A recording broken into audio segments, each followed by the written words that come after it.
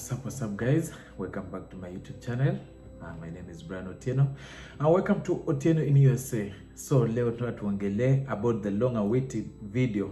Kama umekuwa na mimi hapo for a while, you know, nimekuwa nikiwaambia kila siku ndawafanyia story ya immigration, how my journey started, mahali penye nilianzia, na nataka yani tujuane, unaona. This might be one of my longest video, but I beg mtavumilia na mimi. Nataka nikutanishe video mbili, the immigration cost na my story, migrating from Kenya to here in US. This is a journey that started in 5 years ago. It started back in 2018, and we thank God, so far so good. So without further ado, let's get started. My name kwanza, my official name is Otieno. Kwa wale wenye wanijui, and for new subscriber, please karibu on board, and let's go together, wacha tujifunze pamoja. So my journey started in 2018. Mimi nimelelewa Eldoret. Kwa wenye mnatoka Eldoret mnajua nimelelewa mahali nilikuwa Kipkare, nikakuwa Kapsoya, alafu baadaye nikatoka Elgonview, hapo nilitokea mwisho nikikuja US. So in 2017 nilianza I have a parent over here, my dad, my beloved dad. So he decided to file for me to come to USA. So ilianza is a journey that started back in 2015. Bado nilikuwa shule, but hizi vitu, if you are filing for someone, si kitu inafanyikanga within that short time. Inalingana pia immigration how much they do have to work for, because alifailia visa inaita IR2 visa. That's for parents wenye wanafailia watoto wenye outside America, so that wakuja America na wapate green card. Na another thing, kama mtoto wako ako below 18 years, he automatically gets a US citizenship. So but mimi at that time, mimi nilikuwa over 18 years actually, so singeweza qualify for automatic citizenship. So they were filing for me to get a visa, and then when I come here I get a green card for 5 years before I can file for my citizenship. So kitu ya kwanza mali nilikuwa naenda Kisumu at that time kwa Huduma Center to get my passport, my Kenyan passport ID. At that time, hata nimeangalia sasa hivi, by the way, figures nitakuwa naambia hapa hivi, most of them zitakuwa correct kwa sababu nimekuwa nikijaribu ku update as much as possible, na zingine maybe zinaweza kuwa higher than that or lower than that. So passport nimeangalia, na ukiangalia passport worldwide nimegundua the prices are almost the same. For the 32 page I got it for $4,500 or $45, whatever. Mostly kama unafanya hizi documents hata kwa embassy utakuwa unatumia in dollars, so depending on how much dollars your currency go for, wewe mwenyewe utacalculate, utajua. Sasa nikakwambia ati itakuwa ni pesa ngapi in cash, I don't know how much dollar goes for. At that time dollar used to go for around 108 106. Right now dollar is going for 130 126 depending on, so I don't know, so we'll be using mostly in dollars. My passport, that the first cost, it cost about $45, which was about 4,500 if I'm not wrong. From there, sasa my parent mwenye ilibidi file from huko. Mwenye anakusponsor ana file from huko. But for kama wewe ni green card holder, unaona wewe uli apply mwenye, but lazima uko na sponsor mwenye atakusponsor from this side. So my dad mwenye alikuwa my sponsor alifile kutoka huko. Hizo ni documents including affidavit of support kuonyesha kuwa that under his care, na hata nikikuja hapa atanishughulikia kila kitu, na hata kufika ndafikia in his address, na yeye mwenyewe ndiye take care of me until I start my own life. So yeye mwenyewe alifanya a lot of paperwork from huko, akasubmit to the embassy in Kenya requesting for me to be granted a visa kuweza kuingia hapa hivi. So from there, after papers imeshakuwa, kila kitu imeshakuwa approved, I had my niko na aunt Nairobi, anaitwa Auntie Phoebe, najua atawatch hii video, shout out to you. Alinisaidia sana in the whole process. So tulianza na they booked for us an interview. Immigration wenyewe wanakubukia an interview date. So before that unastahili unastahili kuwa umefanya medical exam. Sasa hapa hivi ndio kumekuwa na maswali mingi. Wacha tuingie hapa kwa medical exam. Medical exam, they don't schedule for you. You schedule by yourself. You schedule for yourself before the interview date. So what you do, you go to the website, utenda na, let me just double check the requirements for the requirements for medical exam. Wanasema one of the requirements, you need a original valid passport, alafu you need U.S. passport size pictures, which inakuwa 2 inch by 2 inch, white background or light gray background depending, unahitaji kuwa nazo. Alafu then you need your file case number and DS 264. Hizi itakutolea namba yako so that waweze pull out your information. And then another thing, you need to make a payment. At that time I made a payment of $400. Right now it's $480. So unaweza calculate ujue how much does it cost in your currency. And another thing, this money is non-refundable. Kama ukifanya hii exam then uende interview anguke, don't think that anybody will refund you that money. That money is non-refundable. So mahali penye unaenda kufanya exam inaitwa IOM, International Organization for Migration, popularly known as IOM. Kama uko Nairobi, iko along Gigiri Road, hapo Gigiri, almost Gigiri police station. So unajua hapo mahali penye kuna embassies mingi hapo hivyo, hizo China and whatever, hapo Gigiri hapo hivyo utaipata hapo hivyo. And the form of payments, you'll have to make payment either by CBA Bank in Gigiri branch only, which is located along the village market. Address imekuwa hapo hivyo ndio whatever, hizo utajua mwenyewe. Or another way, kama unataka, kama hautaweza kufanya via bank, unaweza lipa via M-Pesa, but hiyo utalipa at IOM. Watakupatia payment information, maybe till or pay bill or whatever they use over there, I don't know. Yeah, this is what I did it 5 years ago, so I don't know about it. Maybe you'll know. Kitu ingine yenye utahitajika kuprovide before they go ahead with the exam, nilihitajika mimi personally, kwa sababu hii ni kitu, the process I need go through and I still remember very well 5 years down the line. Kitu ingine inahitaji kutoa vaccination record. Unakumbuka kwa mdogo kulidungwa hizi manini kama yellow fever and whatever na hizi vingine, utastahili kutoa hizo medical record. Especially let's say ulizaliwa mahali kama Pumwani na for this time maybe hauna your records. What you'll have to do, you'll go back to the hospital, they'll be able to retrieve your documents. Actually hata me personally sikuwa na hizo my documents. So what I did, tulirudi kwa hospitali where I was born. I was born in Nairobi. Tukarudi retrieve the documents, necessary documents, nikazipeana hapo hivyo. So after that walipima, walifanya exam and exam, one of the ugonjwa zenye walikuwa naangalia ni TB. Kama wewe unagojeka TB, it doesn't mean that hautaweza kuja US, but what they'll do, hautakuja immediately. What they'll do, if they realize you are suffering from TB, utakuwa under medication, but then ukishapona, your interview will be itaendelea mbele. From there you can come to US if indeed you win your visa. Then kuna hizi ugonjwa zingine wanaangalia drugs, wanaangalia any communicable diseases, hawezi ukaingia naye hapa hivi. If kama ukipita hizo zote, they'll have to test your stool and whatever. Na hiyo process by the way will take 1 day. Hiyo process yote ya exam will take at least 1 day.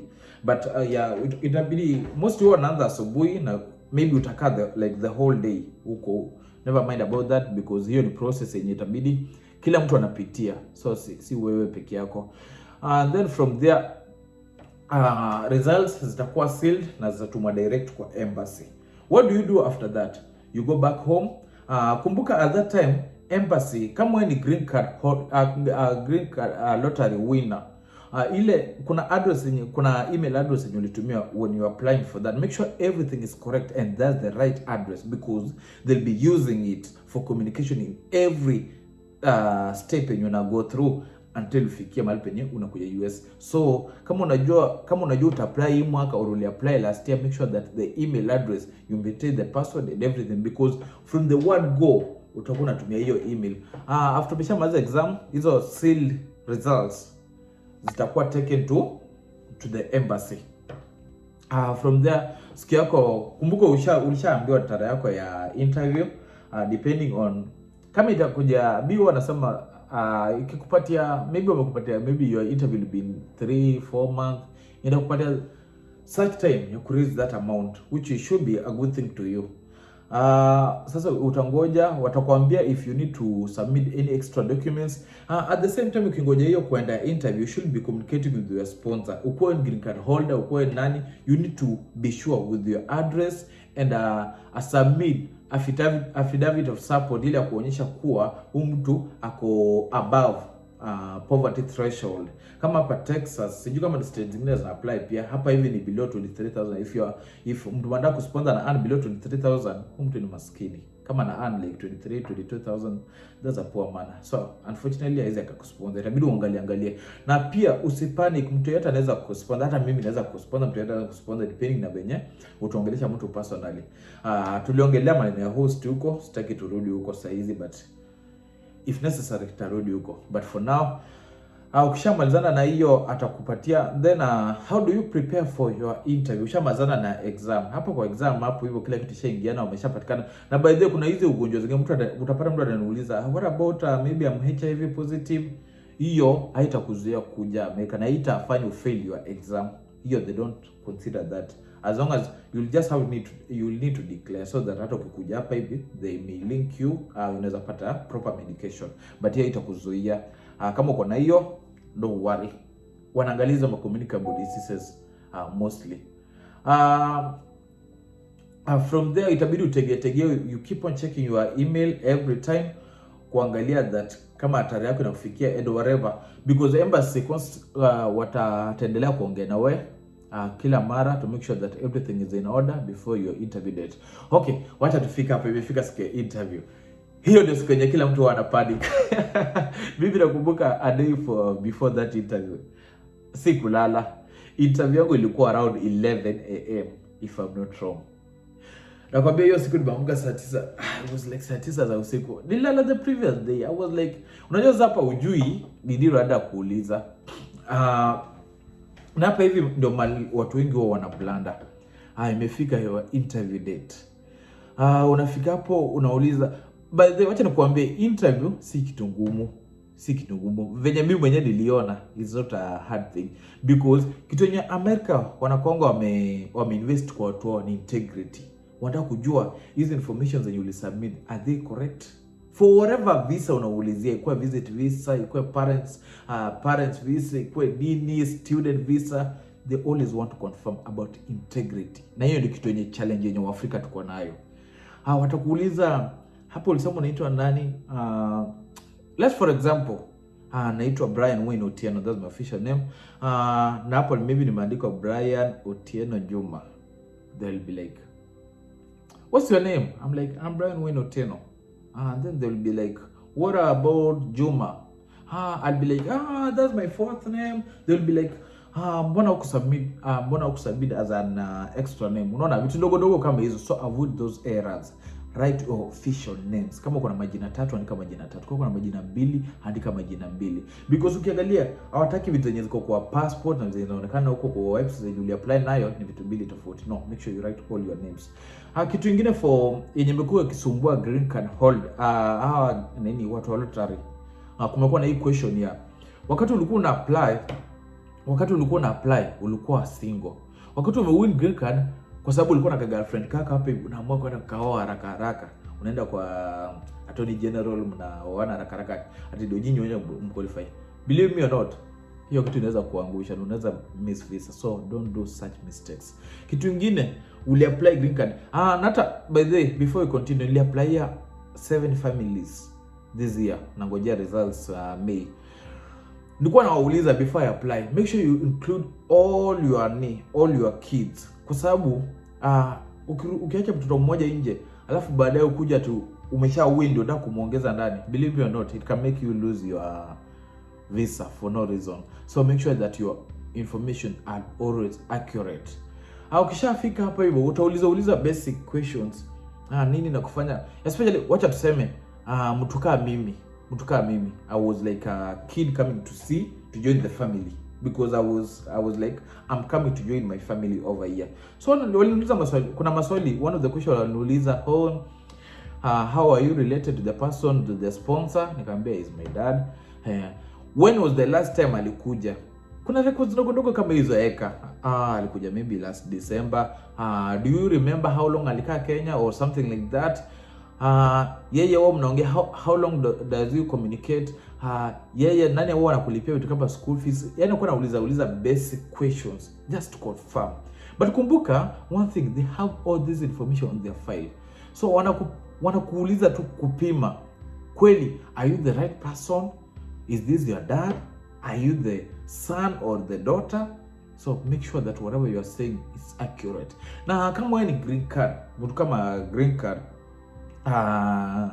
mtu kama let's say umekuja na student, unataka kuja na student visa. Unasema ati mwenye adabu ni sponsor ni uncle wangu. Watakuuliza huyo uncle wako akona watoto? Nasema maybe useme yes, akona watoto. Watoto wako wako wapi? Wako Kenya. Sasa kuna hii challenge question itakuja. Na hata wewe mwenyewe pia fikiria, mtu atakuuliza watakuuliza, mbona huyo uncle wako ni nini yenye inafanya mpaka amua kusponsor wewe ukuje US wakati hajasponsor watoto wake? What happened? Mbona hajakusponsor? Mbona sponsor wewe?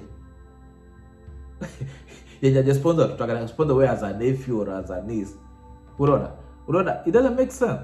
So make sure that whatever sponsor wako muongea naye, no make sure that whatever information amekupatia ndio yeye mwenyewe amesubmit. Kwa sababu anaweza submit huko you are his son or daughter. Huwa anaenda kusema huko wewe ni uncle yangu. Unaona umeshajichanganya hapo and you lose your visa for sure.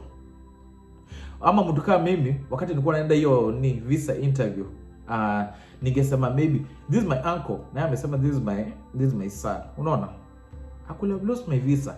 So kuna kitu kingine mtu anakuambianga, someone huwa anakuambia oh bro nitumie invitation and whatever. Naweza kutumia invitation, but what people don't know about that, because I can send you an invitation to come to US, maybe I'm a US citizen, nikutumia invitation, but it's upon you to prove that mimi nimekuita unakuja hapo for certain time na utarudi nyumbani, because the one wanajua, especially kwa hizi miaka zetu ndogo in the early 20s, the early 30s, wanajua ukikuja hapa America utarudi nyumbani through invitation, because wako na hiyo record. So they want to prove that wewe mwenyewe ni mtu uko na kitu yenye kufanya urudi Kenya. So turudi huko kwangu. Okay, another thing before we enter interview, lazima wanahitajingi, especially kama najua watu wengi wenye wako kwa hii channel ni about green card lottery or whatever, utahitaji kuwa at least certificate, high school certificate. Hapa US tunaita high school diploma. Utahitaji kuwa nayo, or uko umefanya course fulani hapa, hata kama nini umefanya course kama hizi nursing nini, wewe ni mechanic nini, na uko na documents inaonyesha, or you are a businessman. Lazima uonyeshe wewe ni mtu productive. Wewe si mtu tu uko umekaa tu kwa village tu umetokea from nowhere and you need a green card to come to US. It won't happen. So after kuuliza hizo maswali zote, it came to a place kuna three papers. We have a green paper, yellow paper and a pink paper. Kuna what my subscribers wenye wako hapa hivi, most of them wako hapa US. Around 7 to 10% of my subscribers wako hapa US. You know about those three papers. And kama nikikosea mali, please andika kwa comment section useme uongo. Haifai kwa hivyo. One of the paper ni green paper. Umeshamaliza interview. Kumbuka results za interview zatokaga instant. Ukitoka hapo kwa hiyo counter utatoka with the results instant hapo. Paper ya kwanza inakuwa green paper. What does it mean? The green paper, it means that umeshinda green card and everything is good. Na saini ya kuonyesha kuwa umeshinda green card, they remain with their passport, so that they will stick your visa in your passport, then they mail it back to you within 7 to 10 days. Hapo bro, ukipata green paper thank God, hapo ni guaranteed unakuja US. And the second paper, yellow paper, and that's what I got. I was like, I'm done. I was like, baby, visa denied, because nobody prepared me about this. At least wewe saizi utawatch hii video ndio utajua ukienda interview utajua which papers unatarajia. Yeah, I got a yellow paper. What does it mean? A yellow paper, it means umeshinda visa, you want visa, but then kuna maybe some documents na miss or unahitaji correction hapa na pale, either from your side or from the sponsor side. But hapo still wata retain your passport, then they will stick the visa, but you need to submit the documents, watakuandikia mahali, but you still have one. But ukipata pink paper pink paper, you didn't win your visa, the whole process kaput, itakuwa imecrash yote. So watakwambia sorry, you didn't win visa, so you have to try maybe in 2 years or maybe 1 year or whatever next time. Hapo sasa hiyo ndio inakuwa the most depression inaingianga. So that's why nilikuwa nimesema kwa in my previous videos, make sure that you don't invest all your hopes over there, because anything can happen. Unaona, if you get pink paper, lazima uko na plan B, ulikuwa umeshapanga, maybe huko umeuza vitu zako nyumbani, huko maambia watu unakuja US nini. Hapo hivyo itabidi urudi nyumbani uplan maisha yako, ngoja maybe the next DV or whatever, or the next plan, ama uamue kama unataka kuishi Kenya. It's up to you.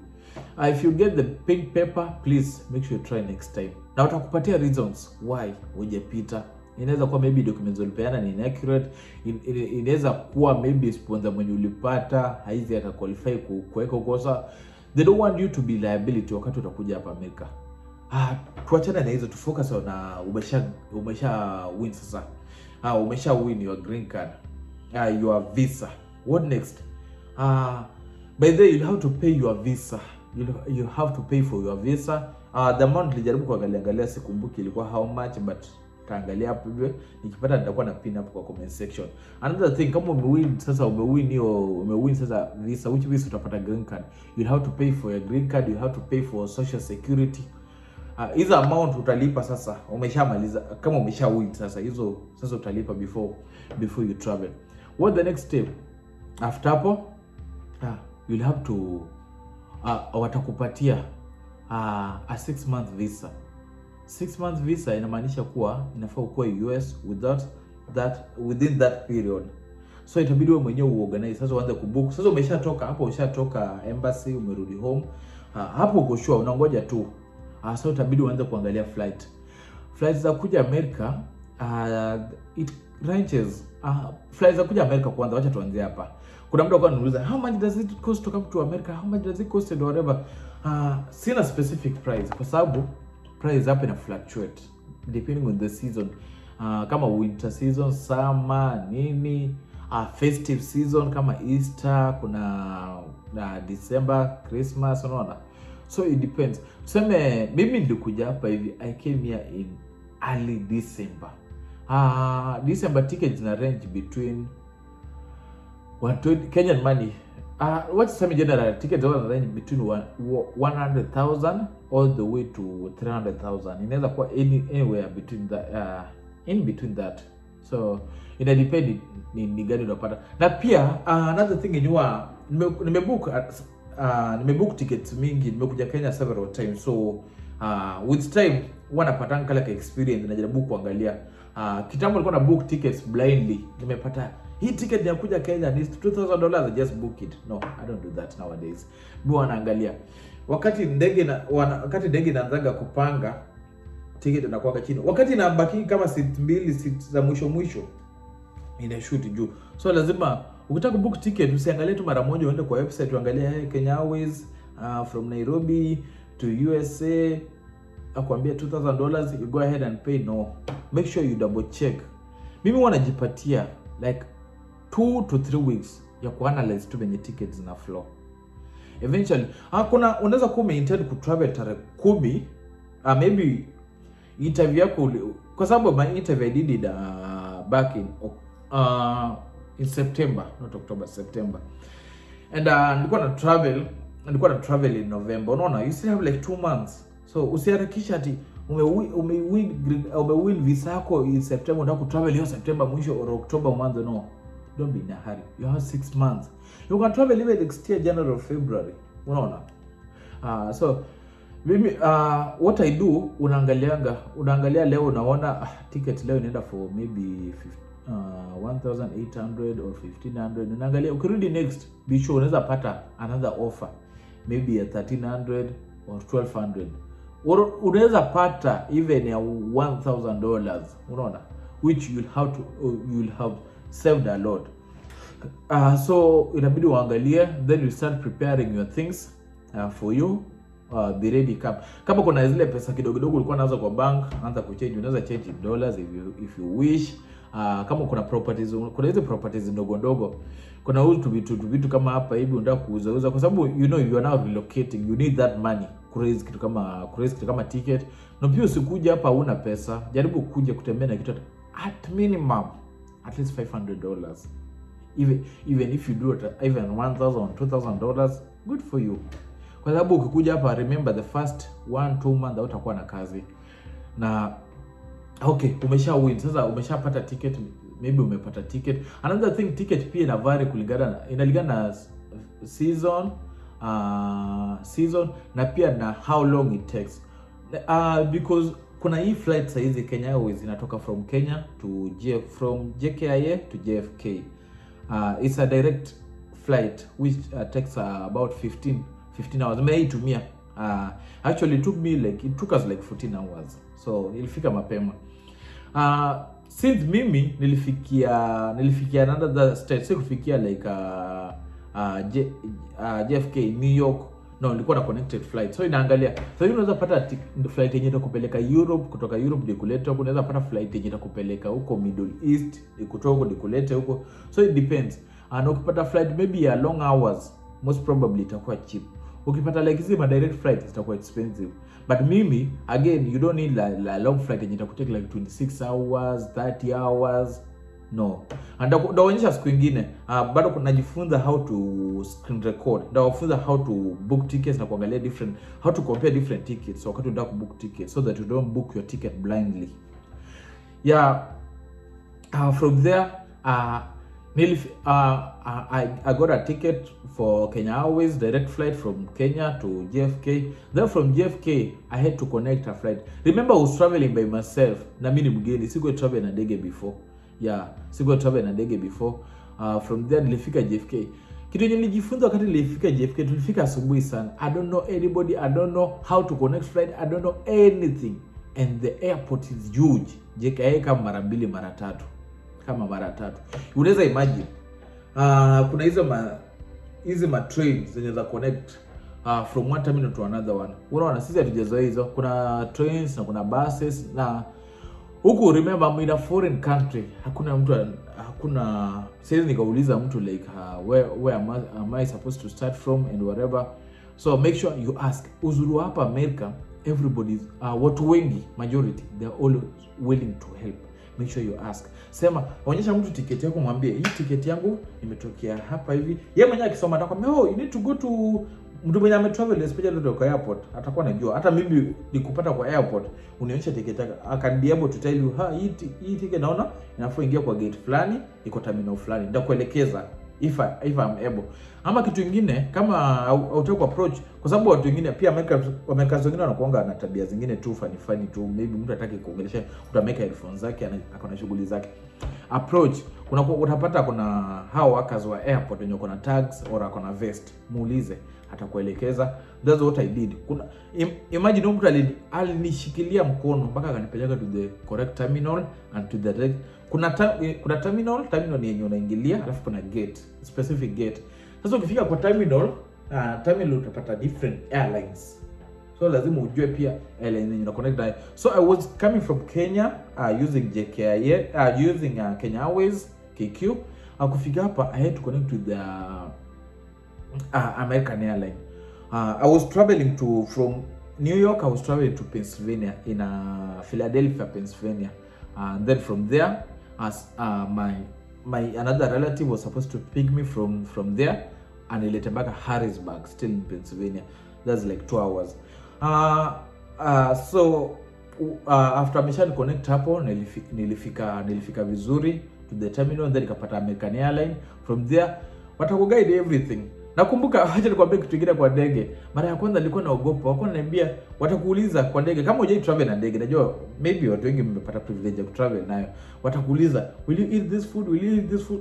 Usidhania tu maybe you will have they'll charge you after eating. No, eat anything you want. Na kama wewe ni mtu wa kawaida pia unaweza piga kawaida hapa na pale. Sasa mimi mara ya kwanza, by the way, I was almost nilikuwa nakaa njaa kwa ndege. Nilikuwa fikiria maybe sasa hiyo sina pesa. Nikisema nataka kula maybe watanichaji. No, they won't charge you for that. Nilifika vizuri, and then my host which was my sponsor alikuwa ananigoja kwa airport. Hakufika hapo hivyo, mostly utapata airport zako zinakuwa linked na wifi kwa sababu umetoka na simu yako nyumbani. Ukifika hapo automatically haitafanya kazi, but you can still access. The good thing, you can still access your WhatsApp and whatever, but Safaricom and whatever ita work. So use your WhatsApp, call your whatever anafaa kuja collect from airport. Na hata kuja mimi nilikuja season baya mwezi wa 12 hapo hivi, na kuanga wakati wa winter, and in Pennsylvania is always snow. Huwa na snow vibaya sana. So alikuja na jackets and whatever, nilikuwa nahitaji gloves nini. Kila kitu ilikuwa inaonekana kama movie. But later nimekuja kuzoea. It has been 5 years and I thank God. So after a week documents zangu zilikuja, because remember nilikuwa nimekuambia ukisha win visa unaanza kulipia hizo documents. So walituma social security, walituma social security and then na green card through mailbox to my host place, and then from there I could be able to apply for my ID. Sasa Pennsylvanian ID nilikuwa nahitaji tu hizo documents, hiyo green card na my social security. Nikaenda, then from there from ID nika apply for with the ID. Sasa kama uko na ID na kuna social security, hizo vitu zinatake a span of 2 weeks to 1 month. So kama usitoka siweke kwa nyumba more than 1 month, maybe anakatalia documents zako zilifika, amezificha. Make sure you watch on that. So after that alinisaidia ku apply for kazi. But wacha kuambia kitu moja, I never liked Pennsylvania because weather ilikuwa mbaya. It was snowing very bad. But I had another relative in Texas. I was like I want to relocate to Texas. I stayed in Pennsylvania, in Harrisburg, Pennsylvania for 3 months. Then nilikuwa nimefika December around mwezi wa 3 hapo mwanzo. Mwezi wa 3 mwanzo niliweza kuja here in Texas. Kufika hapa in Texas nilipata mwenye alikuwa ananigoja, alikuwa amenitafutia a studio. Studio is another name for bedsitter. Watu wa bedsitter, mnajua bedsitter what it means. Nikapata ameninulia ameniweka malazi kidogo hapo hivyo, na akanipeleka kununua some small utensils na some groceries ya kwanza maisha. Then the next day akanionyesha how to use public means, and I was good to go. Na akanilipia by the akanilipia rent ya mwezi wa kwanza. That's my dad by the way, if you don't know. Much appreciation to my dad kwa sababu alifanya a lot in my life to make sure that I get stable over here. That's why mimi pia nakuwa willing kusaidia everybody to make sure that ukuja hapa hivi uko very comfortable. From there I started my work, and by now after lease ilikuwa ya 6 months. From 6 months hapo nilikuwa nishaanza kazi. Sasa nishashika kazi, na kazi yangu ya kwanza nakuja kuambia nilikuwa nafanya kazi. Okay, kazi yangu ya kwanza yenye nilipata ilikuwa kutengeneza burrito. It was in a Mexican food company. I started at $9 salary per hour. Wewe bado unaanza na mshahara kama hiyo. Jubali busy kuanga na kazi, mimi nilikuwa hustler. Hasa unapata. And the first rent, my first rent was $600 for babysitter at that time. So you could get maybe in 2 weeks time. I used to get paid at first every week. I used to get like $600, $500 at $500 to $600 at most. And then after when I kulipa every 2 weeks, I used to get like $1,200, $1,300. So I could comfortable pay for my house and my house bills. Kumbuka wakati sikuwa na hizo bills kama internet and whatever. But then kuna kitu moja ilikuwa inasumbua, sikuwa na gari. For the first 6 months I didn't have a car. I used to use public means. So ilikuwa natumia like 1 hour from my place to make it to work. Tena jioni the same thing. But sasa wakati nilifika, tulikuwa spring kama saizi yetu, hii weather yetu tunaenda kuingia saizi mwezi wa 3. Kumbuka ilikuwa katika mwezi wa 3 kama saizi. Weather haikuangi mbaya but it's not the best. Sasa ilikuwa sasa wakati nilifika sasa summer, it was really hot. Ilikuwa joto kabisa. Nakumbuka mahali penye nilikuwa nimeanzia maisha, nyumba haikuwa ati ile form ati ile best. AC haikuwa na waka vizuri, heater pia haikuwa na waka vizuri. But unajua kila mtu lazima aanzie maisha mahali. So I can't blame anybody on that. I was good with that. So after 6 months ilibidi nitafute kagari ka kwanza. Gari yangu ya kwanza nilinunua from my boss, mwenye alikuwa my supervisor. Najua atawatch hii video. Jamaa wangu mnaijia, beshte yangu mkubwa sana. I bought the first car for $2,500. That was a 1997 Toyota Camry. Hiyo ni gari nitakumbuka, hata number plate nitakumbuka and everything. Which hii gari ilikuwa na story big. Hii gari nilianza nayo maisha. Sasa hiyo unajifunza. By the way, kitu kingine nimekuwa nimekuambia hapa hivi, hakuna like driving school. Ukitaka driving school mtu atakwenda kufunza venye Kenya wanafanyanga, it will be very expensive. So kuna rafiki yangu mwenye alinisaidia tu from job, tulijuana naye, he was a Rwandese, alinisaidia how to drive. Nikaenda nika apply. Ukitoka another state kuja kwa hii state, inabidi uende kwa DMV, you update your ID, ikuje kwa Texas. Upate Texas ID. From there nika apply for, itabidi ufanya 6-hour course online. From there unaweza kupata sasa driving permit utakaa nayo for whatever, but haukubali kuendesha kuendesha na driving permit kama kwa peke yako. Lazima uwe na mtu mwenye ako na full license. Unaweza endesha nayo forever mpaka wakati utafeel uko comfortable, and then you can do an impact exam. Unaweza fanya pia na defensive exam kama unataka. From there unaweza sasa kuenda kufanya driving test utafanya na utaenda kwa DMV, ama kuna hizi private. Siku hizi naona wameanza hizi private. Unaenda hapo hivyo, unakaa na karao anakufunza. Si hata anakufunza, unafanya, anakuambia hey, turn right, turn left, nini. Hata kujua nini. From there utapata sasa your full license. Sasa gari wacha turudi gari ka 1997. Gari nilikuwa nakohoa kwa barabara. Gari ilikuwa na mashida mingi, but mimi sijui, najaribu it was a study. Hii gari ndio na ndio huwa na advice watu, ukikuja hapo usinunue gari mpya, usiingie kwa loan kwanza. Make sure unanunua gari yako ya kwanza, make sure at least kama ikiwezekana nunua gari yako ya kwanza in cash, so that kwa sababu ndio gari, especially kama uko na drive Kenya, hii likely utakuwa unafanya mistake, unagonga hapa na pale, unafanya nini hapa na hapa. So make sure you get a cheap car and easy to maintain. Mostly Japanese cars, they're easy to maintain. Haka ndio gari iligogesha kila mahali, mara si bumper, mara si nini, hizi vitu ndogo. Sasa baadaye nikakuja hii gari, I bought it for $2,500, na siku moja ilijam tu. I don't know whatever ilifanyika na engine. I get to sell it in junkyard for $300. Walikuja wakaitoa. From there, but maisha ilikuwa ishajipa, nikanunua gari nyingine na maisha ikasonga. Tukirudi kwa apartment, I stayed there for 6 months. After 6 months, inabidi uandikie apartment at least 60 days, that's 2 months before. Uambie sitakaa hapa, maybe napanga kuhama. Otherwise, apart from that, inabidi renew your lease. Mimi sikutaka ku renew lease hapo. So after 6 months nilihama, nikasonga karibu na kazi, na ndio hapa kwa hii apartment yenyewe. Kama unakumbuka video yangu ya kwanza ama ya pili huko tukianza YouTube channel, hapa ndio nimekaa from there. It has been now 5 years. I thank God, everything running good. Sijasumbuana na polisi, sijasumbuana na mtu yote. Everything still running good, and I hope that it will always run good. Unaona? So God willing, this year December, I'll be filing for my U.S. citizenship. I just hope everything goes well as it has been good. Mungu amekuwa merciful na mimi, Mungu amenisaidia, amekuwa na mimi kwa kila kitu. Nimeweza kuja Kenya by the like 4 times since I came here. I always try to travel at least every year, at least once a year. Isipokuwa I remember kuna mara moja mimi sikuja, but kuna nyingine nilikuja almost mara mbili. So I always travel as much as possible.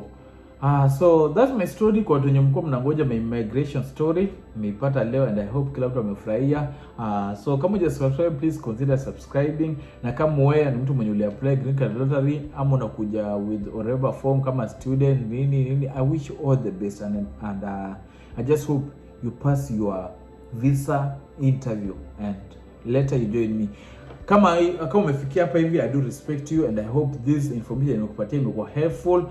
Kwa senye mko mnadai hiyo ni immigration story nimemalizana, and I hope to see you. Kama you subscribe, consider subscribing and please like this video so that wafikia watu wengi as much as possible as you prepare for your for the results unakuja mwezi wa 5. I can't wait for subscribers wangu waniambie, hey Otieno nimeshinda, sasa tunaendaje hapa, kunaendaje? I'll be there kuanzia mwezi wa 5. I'll make sure that I guide you as much as possible so that tuweze kufika hapa hivi na tukutana hapa hivi. Na hata ukikuja hapa hivi, kama unakuja Texas, let me know. The main airport ikapeletwa Dallas Forward Airport. I'll come to receive you as my subscriber. Just let me know if you're coming to Texas or you are coming anywhere. Just let me know. Ukifika hapa we'll form. By the way, kuna suggestion naenda ku make. Wakati results zitatokea, we'll have to create a WhatsApp group. I'll give you my number kama umewin. I'll give you my number. From there tazidi communicate so that tuna guide each other how to approach this thing. Na hata ukikuja hapa hivi, kama unataka story ya military, niko na connection, kuna msemo mwenye atakuwa willing ku recruit na atakupea necessary information. Wasa tracking pia tapata hapo information, tawalink na necessary opportunities zenye zitakuwa hapa na kila kitu kitakuwa vizuri. I just want to make sure that wakati unapata green card yako inakuja hapa hivi, maisha yako ikuwe smooth kama venye yangu yamekuwa. Sijakuwa na a lot of challenges, nilikuwa tuna hizi culture shock, but niliweza ku overcome and everything was good. So until now, I just want to say thank you to everybody, na kama umefika hapa, thank you and thank you at all. So let's meet in a next video, na kama kuna swali yote just feel comfortable to write it under the comment section. Na kama wewe ni U.S. kuna kitu yenye nimekosea sijaweza kuweka hapo, make sure that iandika hapo kwa comment section. Uliza maswali, I'll be willing to answer as much as I'm able. Na tuonane in the next video. Mko mzuri. I respect everybody on this channel and I hope to see you next time. Adios. God bless.